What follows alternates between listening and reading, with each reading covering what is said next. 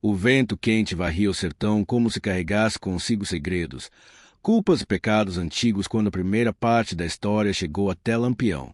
Era pouco mais que um cochicho, uma fala quebrada de um viajante amedrontado, mas bastou para fazer o cangaceiro levantar o rosto devagar, como fera farejando injustiça no ar. Diziam que um coronel daqueles que se achavam donos da vida e da terra tinha humilhado uma mulher negra com deficiência no meio da feira, empurrado, cuspido perto dela, rido da sua dificuldade ao andar, ridicularizado a cor da sua pele e arrancado aplausos covardes dos capangas que cercavam. O sertão inteiro já tinha visto crueldade, mas aquilo atravessou fronteira. Era maldade feita como espetáculo. Lampião continuou sentado à sombra minguada de um juazeiro seco, afiando o punhal com movimentos lentos, mas ninguém ao redor se enganou. Ele já tinha tomado sua decisão antes mesmo de terminar de ouvir. Quando o mensageiro terminou o relato, Lampião não fez pergunta alguma. Apenas levantou os olhos e pediu um nome. E quando ouviu o nome da mulher, Dalvina, seus olhos mudaram. A calma virou aço. Dalvina era conhecida por todos. Trabalhadora, silenciosa, resiliente. Desde criança carregava a perna, mancando por causa de uma febre que quase a matou. Mesmo assim, era ela quem chegava antes de todos à feira, agitando linhas de algodão, costurando, remendando redes, fazendo que aparecesse. Nunca pedirá nada a ninguém. Era forte, apesar de frágil no corpo, mas naquele dia tinha sido tratada como se fosse nada. O coronel, um homem que se vestia de seda em plena poeira do sertão, tinha visto Dalvina atrasar sua passagem por não conseguir se afastar rápido. Em vez de ajudar, puxou-a pelo braço como se fosse trapo e a derrubou na poeira. A risada dele ecoou entre barracas e os capangas acompanharam, cuspindo perto dela. A feira inteira viu. Ninguém ajudou, não por concordar, mas pelo medo paralisante que o coronel espalhava. Lampião ouviu tudo isso sem mover um músculo. Depois chamou seu bando. Eles sabiam que não era um simples chamado de liderança, era chamado de guerra. Quando Lampião dizia vamos, ninguém perguntava por quê. Era questão de honra. E, naquele dia, a honra tinha nome, Dalvina. Entraram na cidade ao amanhecer, quando o sol mal tinha força de dourar o chão rachado. A feira silenciou. Mulheres esconderam filhos, homens baixaram os olhos, e até os animais pareceram pressentir o peso do momento. Lampião caminhava sem pressa, como quem sabe que o mundo vai abrir caminho. Quando parou no centro, pediu por Dalvina.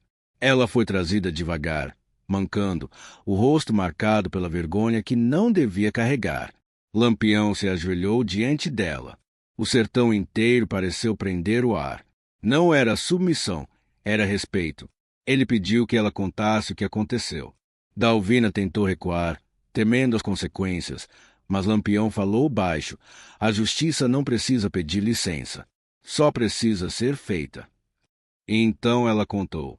Tudo, palavra por palavra. A feira ouviu. Lampião também. Mas o bando tremia de raiva. Lampião se levantou e fitou os rostos covardes ao redor. Perguntou quem testemunhou. Ninguém respondeu. O silêncio foi maior dos medos. Lampião deu um sorriso triste e murmurou.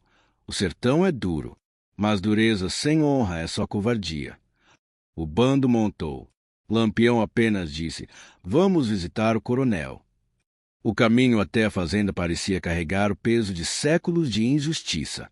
Lá, as cercas altas, os portões grossos e a arrogância dos guardas deixavam claro que aquele era o tipo de homem que acreditava que poder vinha do medo. Quando Lampião chegou, os capangas ergueram rifles. Ele ergueu apenas a mão. Disse, vim conversar. Os guardas riram. Riram alto demais. Não riram por muito tempo. Em segundos, Lampião desarmou primeiro com um movimento rápido como cobra, e os outros, percebendo que o erro poderia custar dedos, mãos ou a vida, abriram os portões. O coronel estava sentado à mesa bebendo licor importado. Quando viu Lampião, deu um sorriso torto, cheio de nojo. Não converso com criminosos, disse. Lampião colocou o punhal sobre a mesa.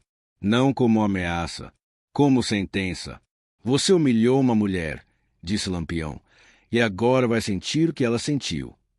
O coronel riu, talvez acreditando que o dinheiro comprava até o próprio destino. Mal sabia ele. Lampião mandou seus homens levarem o coronel para o pátio. Depois chamou Dalvina. Ela veio hesitante. Lampião colocou a mão no ombro dela. Ninguém vai tocar em você. Aqui, você é a voz. O coronel foi colocado de joelhos. Não por violência física, mas porque Lampião mandou. E o coronel, percebendo a queda inevitável, obedeceu. Então veio a humilhação. Não aquela vingativa e vazia, mas a justa, que devolve ao opressor o peso exato de seus atos. Lampião mandou o coronel repetir, palavra por palavra, as ofensas que havia dito para Dalvina, só que dirigidas a si mesmo. O coronel tentou recusar. Um leve gesto de Lampião foi suficiente para convencê-lo. O homem engoliu cada frase como se fosse veneno. Dalvina chorou, não por dor, por libertação. Quando terminou, Lampião se inclinou e sussurrou: agora, o sertão conhece o coronel de verdade. Mas não terminou ali. Lampião mandou reunir o povo da cidade em frente ao portão da fazenda. Quando todos chegaram, colocou Dalvina diante do coronel e mandou que ele pedisse perdão. Não um perdão de mentira, um pedido real. O coronel tentou resistir, mas o peso da vergonha, da multidão e dos olhos de Lampião, tão frios quanto a lâmina do punhal, o quebraram. Ele pediu desculpas como quem engole espinhos. Dalvina não humilhou de volta. Apenas disse: justiça basta. Lampião olhou para o povo e proclamou: poder não é o quanto você consegue pisar, é o quanto você deixa os outros ficarem de pé.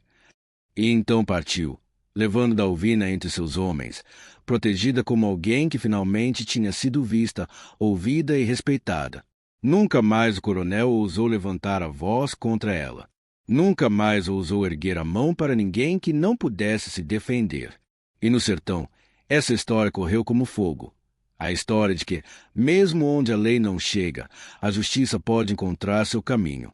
Se você acha que histórias como essa precisam continuar vivas, deixe seu like, se inscreva e comente. O que é justiça para você? Porque no sertão e no mundo, o silêncio protege os cruéis, mas sua voz protege os justos.